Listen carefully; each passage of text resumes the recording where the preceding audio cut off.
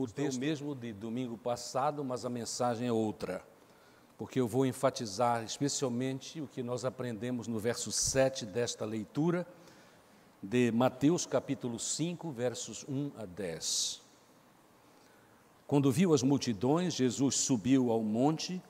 Havendo-se sentado, seus discípulos se aproximaram, e ele começou a ensinar-lhes, dizendo: Bem-aventurados os pobres em espírito, pois deles é o reino dos céus.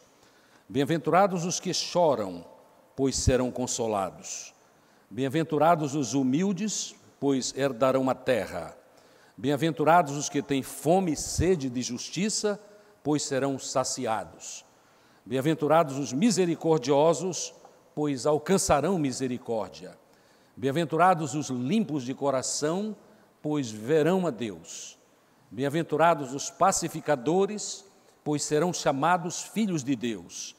Bem-aventurados os perseguidos por causa da justiça, pois deles é o reino do céu. Na introdução do sermão, chamado Sermão do Monte, Jesus declarou de maneira magistral as características de seus discípulos. Eu quero lembrar, isto é importantíssimo, é que esta palavra é para seus discípulos. E o que eu estou dizendo aqui não é uma expectativa sobre o mundo em geral. Nós precisamos entender esta diferença, até para não sofrermos tanto, vivendo como discípulos de Cristo no mundo sem orientação e entregue a Satanás, como este mundo em que vivemos. O que Jesus pretendia era abençoar e proteger os seus discípulos da incredulidade e do desvio do projeto que ele mesmo, Jesus, tem para a vida de seus discípulos. Esta bem-aventurança é a quinta delas.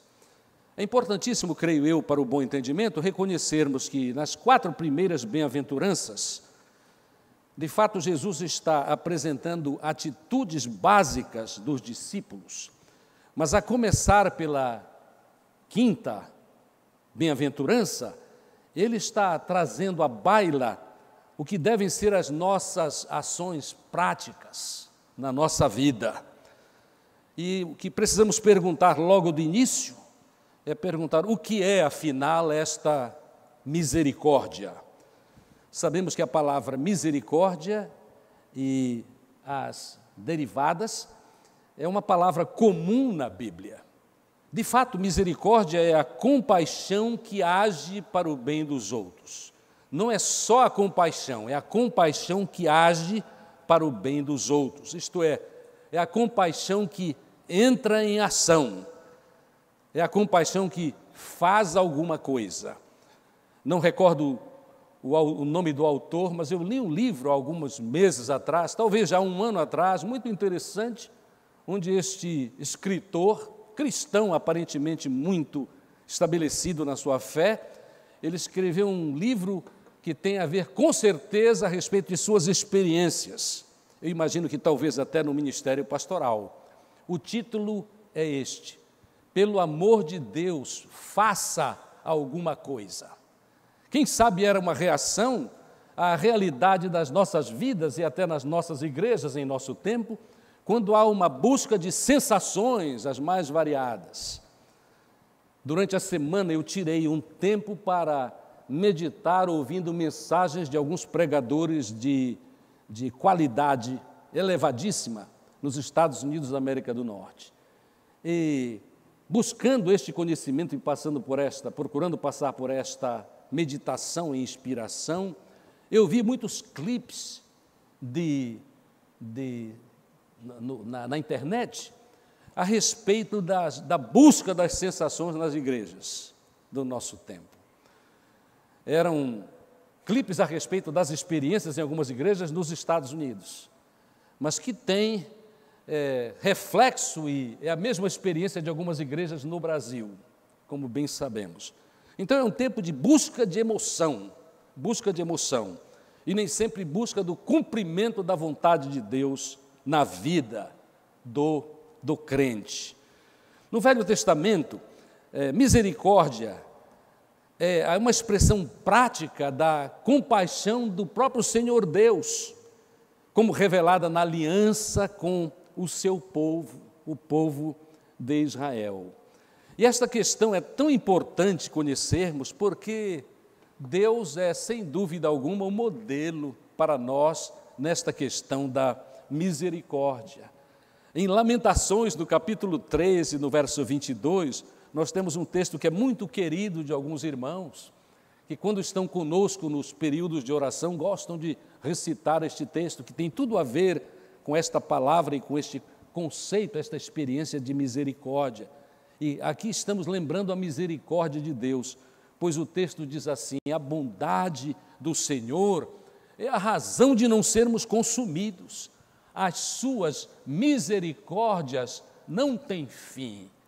À luz do que já tenho dito, estas misericórdias são as ações específicas de Deus para nos abençoar. Sim, para nos abençoar como pessoa, como grupo, como igreja, para nos abençoar como família. E como precisamos da misericórdia de Deus. Porque sou pastor, quem sabe, eu devo ouvir mais a respeito de dificuldades de pessoas do que alguns dos irmãos, pelo menos.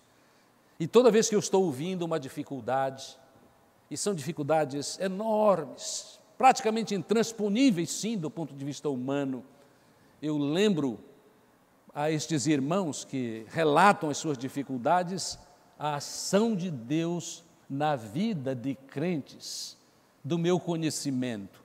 E quando possível eu cito algum exemplo na vida daquele que está falando sobre dificuldades, mas foram dificuldades do passado sobre as quais Deus já agiu e o problema já foi literalmente, eu entendo pela fé, permanentemente resolvido.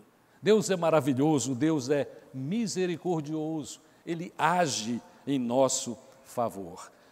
E nós devemos entender que nesta misericórdia de Deus, nas ações de Deus misericordiosas sobre nós, Ele nunca dá o que merecemos. Ele dá o que nós precisamos. Porque se Ele desse o que nós merecemos, todos estaremos perdidos, irremediavelmente perdidos. Naturalmente que há textos no Novo Testamento que falam também sobre que apresentam esta temática. Eu quero lembrar apenas um deles, Efésios, no capítulo 2, versos 1 a 9, onde a palavra de Deus nos diz: Ele vos deu vida, estando vós mortos em vossas transgressões e pecados, nas quais andastes no passado, no caminho desse mundo, segundo o príncipe do poderio do ar, do Espírito que agora age nos filhos da desobediência, entre os quais todos nós antes andávamos, seguindo os desejos carnais, fazendo a vontade da carne e da mente, e éramos por natureza filhos da ira, assim como os demais. Mas Deus, que é rico em misericórdia, pelo imenso amor com que nos amou, estando nós ainda mortos em nossos pecados, deu-nos vida juntamente com Cristo, pois pela graça sois salvos. E nos ressuscitou juntamente com Ele, e com Ele nos fez assentar nas regiões celestiais em Cristo Jesus, para mostrar nos séculos vindouros a suprema riqueza da sua graça, pela sua bondade para conosco em Cristo Jesus. Porque pela graça sois salvos por meio da fé. E isto não vem de vós, é dom de Deus, não vem das obras, para que ninguém se orgulhe. Este texto que acabo de ler em Efésios 2, versos 1 a 9, é mais importante do que os amados podem imaginar quando falamos a respeito de misericórdia. Porque, segundo estudiosos da palavra de Deus, inclusive famosos por seus escritos tão bem estabelecidos na revelação divina, nós precisamos reconhecer que a misericórdia, sim, eles dizem que esta bem-aventurança, bem-aventurados os misericordiosos, pois alcançarão misericórdia, é a mais mal interpretada bem-aventurança do Senhor Jesus Cristo. Isto ocorre porque muitas pessoas, quando observam que aqui claramente está escrito que os misericordiosos alcançarão misericórdia, alguns erroneamente têm imaginado que esta misericórdia é a nossa salvação por meio de Jesus Cristo, por conta de termos sido misericordiosos. Então, reconheçamos que o texto de Efésios capítulo 2, que não vem das obras, qualquer uma delas, para que ninguém se glorie. Então, o texto, a bem-aventurança não tem a ver com salvação, mas tem a ver com a segurança e a alegria que um dia experimentaremos com os resultados de termos feito a vontade de Deus quanto à misericórdia na nossa vida. Não é um novo tipo de salvação e nem poderia ser, mas eu entendo que fazemos bem em meditar a respeito disso, porque nós encontraremos nos nossos círculos de amizade pessoas que de fato terão um apreço muito especial por esta quinta bem-aventurança, por causa da ideia, que é muito comum, inclusive, em alguns ambientes religiosos, é muito comum a ideia de que nós é que nos salvamos por aquilo que nós fazemos, cumprindo mesmo a vontade de Deus na revelação bíblica. É muito importante reconhecermos que há dois aspectos muito especiais nesta questão da misericórdia. Um destes aspectos tem a ver com a misericórdia de Deus revelada no perdão dos nossos pecados. Enquanto éramos pecadores, Jesus Cristo morreu por nós. É porque Ele é misericordioso que Ele perdoa, mas Ele perdoa aquele que de fato se arrepende dos seus pecados. Aquele que de fato se arrepende dos seus pecados. Esta questão de arrependimento é algo também pouco entendido nos círculos cristãos do nosso tempo. Mas, amados, há uma necessidade de arrependimento real, porque Deus não passa a mão por cima de pecadores que permanecem no seu erro e na sua desobediência. Mas Ele perdoa o arrependido. Perdoa o arrependido. Jesus citou várias vezes o texto de Oséias, capítulo 6 e verso 6, que diz: misericórdia quero e não sacrifício. E nós precisamos entender esta verdade, que Ele quer que sejamos misericordiosos e não que nós nos empenhemos em rituais religiosos que nada resolvem a respeito de nossas dificuldades com o pecado. Então, o primeiro aspecto que tem a ver com misericórdia é o perdão. Nós recebemos o perdão de Deus, mas assim como recebemos o perdão de Deus se nos arrependemos do nosso pecado, nós devemos também oferecer perdão aos nossos semelhantes, quer sejam ou não participantes do reino de Deus. Convenhamos que esta questão de perdão pelas faltas dos nossos semelhantes é dificuldade para muitos ainda, tanto dentro quanto fora da igreja. E se nós queremos ser misericordiosos, como é necessário sermos, porque esta é a palavra de Jesus para os discípulos, nós precisamos aproveitar as oportunidades que ainda temos de resolver os problemas de maus relacionamentos e perdoar o nosso semelhante, a fim de que estejamos prontos para galgar caminhos mais elevados para a glória de Deus e para o nosso próprio bem-estar. Ainda no decorrer da semana, eu ouvi alguns exemplos muito especiais a respeito disso. Quando cristãos, pelo menos participantes de igrejas como a nossa, passaram anos sofrendo a amargura de suas vidas por não terem buscado a condição em Deus para perdoar o seu semelhante de faltas cometidas há muito tempo. Em um dos casos, o autor citava, inclusive, a respeito de doenças físicas e emocionais graves por conta da guarda do rancor na sua própria vida. Ora, nós sabemos que a realidade é que nós somos realidades psicossomáticas. Nós temos alma e nós temos corpo, e como vai o corpo, vai a alma, como vai a alma, vai o corpo. Então é importantíssimo reconhecermos este aspecto da prática da misericórdia entre nós, a necessidade de perdoarmos ao nosso semelhante, como Jesus Cristo nos perdoou. Mas outro aspecto interessante da misericórdia tem a ver com a chamada bondade ativa. Bondade ativa. É necessário esta qualificação ativa para a bondade, porque há pessoas que são muito boas em sua mente e em seu coração, mas que de fato não tomam nenhuma atitude que reflita a bondade, o desejo de ajudar as pessoas. E nós devemos cuidar da bondade ativa, porque Deus age assim conosco.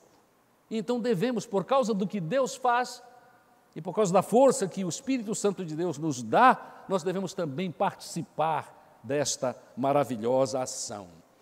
Ontem, quando eu já me dirigia para a minha casa, lá por volta das 6h30 da tarde, eu tive uma ilustração claríssima de bondade ativa. Quando eu parei em um dos sinais em direção à minha casa, eu vi uma mulher relativamente nova, mas com uma criança de, no máximo, 3 anos. E ela carregava consigo uma placa que nós estamos vendo mais e mais na nossa cidade. Sou venezuelana, preciso trabalho ou ajuda.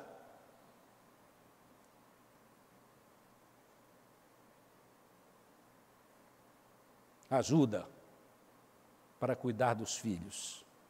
Isto quer dizer que ela não tinha só aquela meninazinha, bonita por sinal, que estava ali com ela.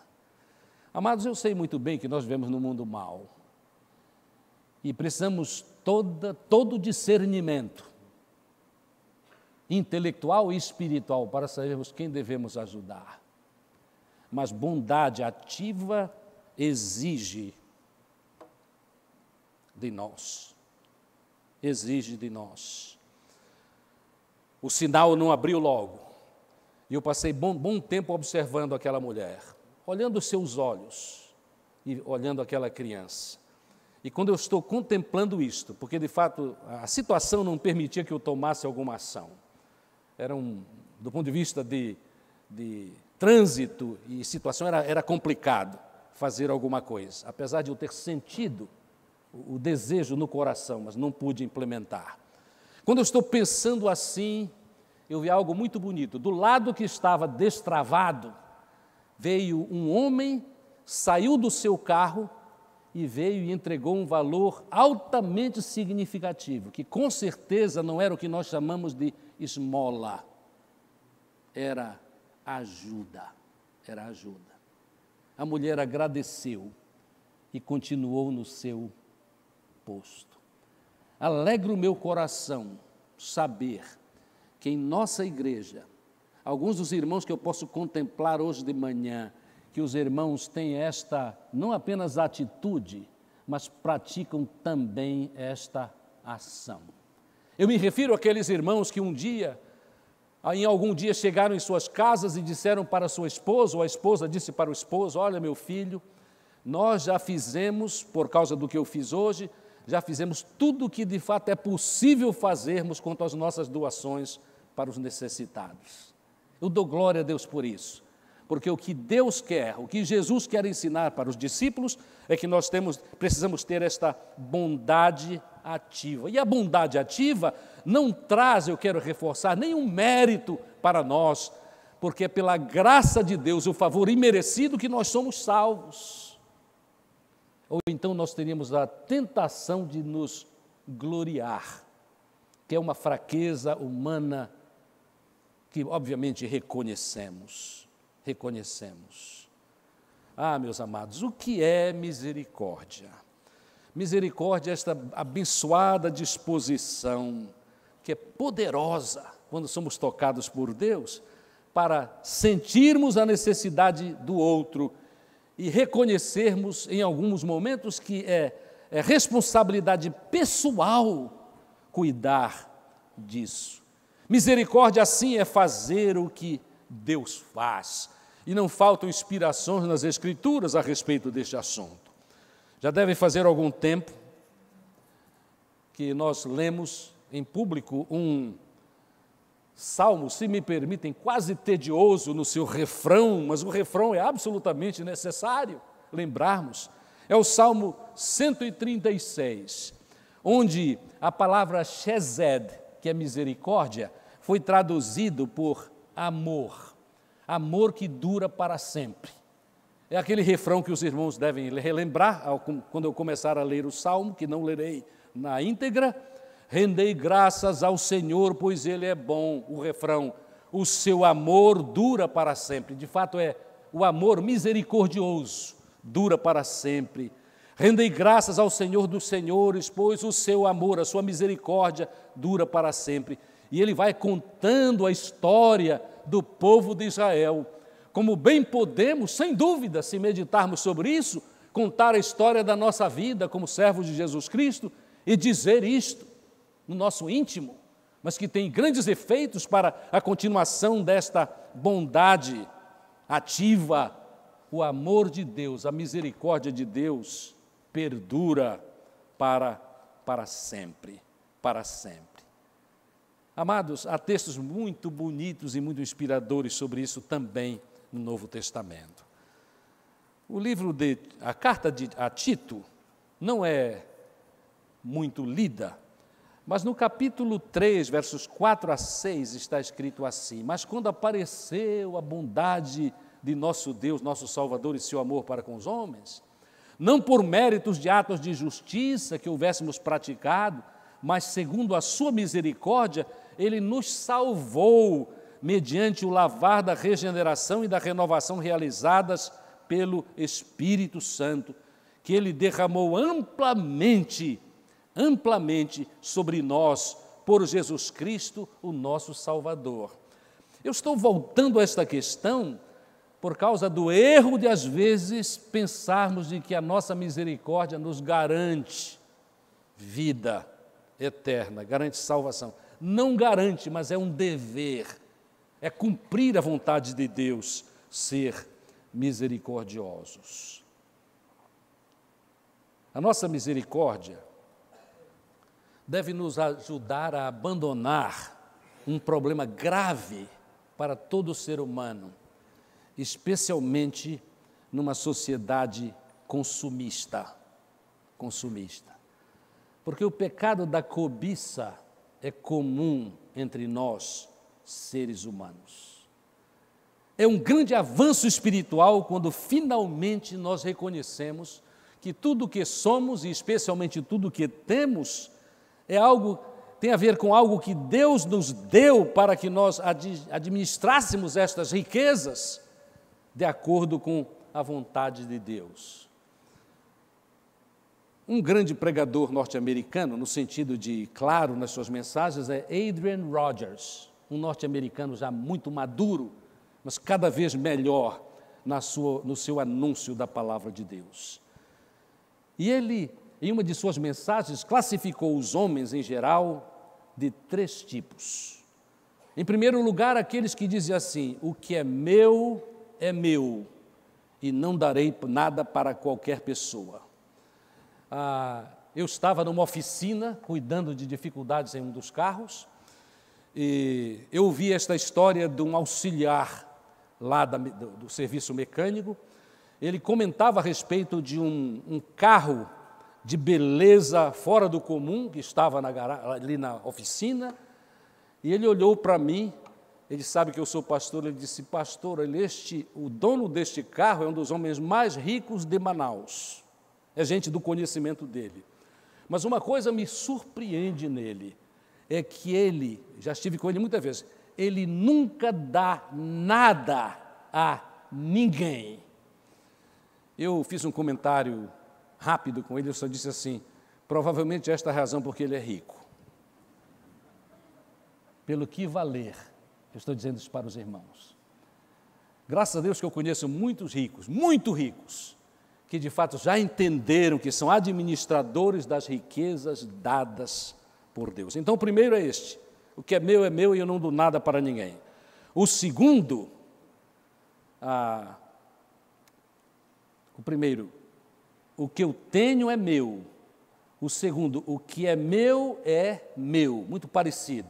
Mas o terceiro tipo é: o que é meu é realmente nosso, e eu vou aplicar para abençoar muita gente. O que é meu é realmente nosso, e eu vou usar para abençoar muita gente.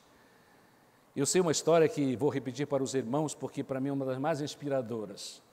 É a história do pai de um pastor muito conhecido, o pastor Ivo Zaitz, do Brasil, trabalha no sul do país. Ele era um homem abastado, e em certo tempo da vida dele, ele começou a ouvir até dos filhos a ideia de que seria bom que a casa simples, relativamente simples, mas ainda confortável na qual eles viviam, fosse vendida e eles fizessem uma casa mais luxuosa, uma casa dos sonhos. Os irmãos sabem o que significa este conceito, a casa dos sonhos. Mas o irmão Zaitz, tendo ouvido até dos filhos: olha, o senhor está ficando mais velho, o senhor precisa de uma casa mais confortável, uma casa assim, assado, o senhor pode fazer isso. Aquele irmão Zaitz meditou por muitos dias, e numa reunião da família no final de semana, ele disse: meus filhos, eu tenho ouvido a sugestão de vocês, e eu sei que isto é um reflexo do amor de vocês, mas eu estava meditando e eu recebi a segunda orientação de Deus. Não, eu vou continuar vivendo nesta casa, porque senão eu vou ficar impedido de fazer tantos benefícios. Era uma coisa familiar, eram com os filhos, que conheciam profundamente seu pai. Eu não vou fazer isto porque eu quero estar livre para beneficiar o reino de Deus e muita gente. Nós podemos então dizer que nesta ilustração, este irmão dizia assim: o que é meu é nosso, e eu vou usar para servir muita gente.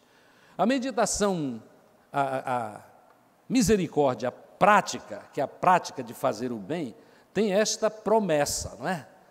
Aquele que é misericordioso, bem-aventurado o misericordioso, porque ele receberá misericórdia. Já falei com os irmãos a respeito dos cuidados que precisamos ter com a interpretação deste texto. Mas tudo ainda para dizer que, na palavra de Deus, nós temos um apelo veemente para a prática da misericórdia. Nós só não entenderíamos esta afirmação, que nós temos este apelo para a prática da misericórdia, se nós não conhecêssemos textos como os que vou citar. O primeiro deles em Miqueias, no capítulo 6 e verso 8. Ó homem, é genérico isso, viu, irmãos? Ó homem, ele te declarou o que é bom, o que é bom. Por acaso o Senhor exige de ti alguma coisa além disto? Ora, quando nós ouvimos ou lemos esta palavra, dizemos: o quê? O que é isto? Que pratiques a justiça, que ames a misericórdia e andes em humildade com o teu Deus. Pratiques a justiça, a ênfase maior é ames a misericórdia. Eu interpreto assim: tenhas prazer na prática da misericórdia. Alguns irmãos me diriam assim: pastor, quando nós começamos a ser misericordiosos, nós começamos a amar mais e mais os atos de misericórdia. E graças a Deus por isso.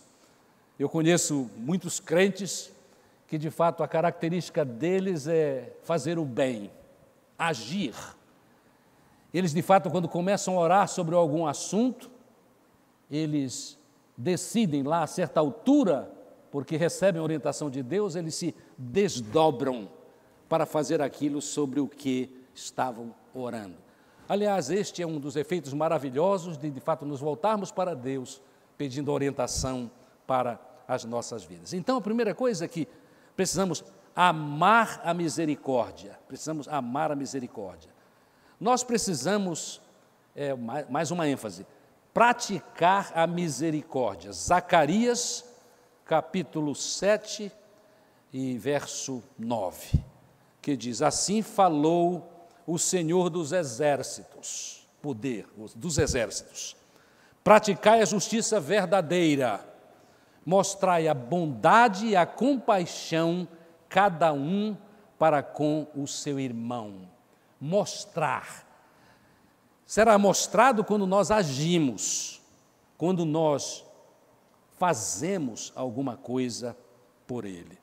Mas, amados, além de Jesus, além do nosso Deus declarar estas coisas sobre misericórdia, além de orientar a respeito deste assunto, Deus em Cristo exemplificou isto numa história absolutamente memorável, que os irmãos, por certo, conhecedores da palavra de Deus, já tinham em seu coração a respeito de atos de misericórdia.